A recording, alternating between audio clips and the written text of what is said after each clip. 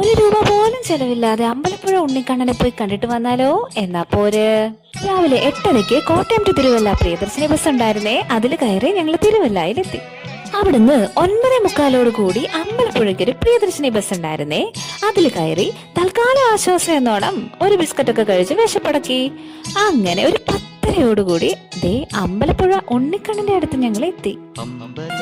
Instagram റീൽസിനകത്ത് അമ്പലപ്പുഴയിൽ പോയി തൃക്കൈ വെണ്ണ പഴവും ചേർത്ത് കഴിക്കുന്നത് കണ്ടപ്പോൾ തൊട്ടുള്ള ആഗ്രഹമാണ് ഇങ്ങനെ അവിടെ പോയിരുന്ന് സ്വസ്ഥമായിട്ട് കഴിക്കണമെന്നുള്ളത്. ഈ കാണുന്നത് അമ്പലപ്പുഴ പായസത്തിന് വേണ്ടിയിട്ടുള്ള ക്യൂ ആയിരുന്നേ.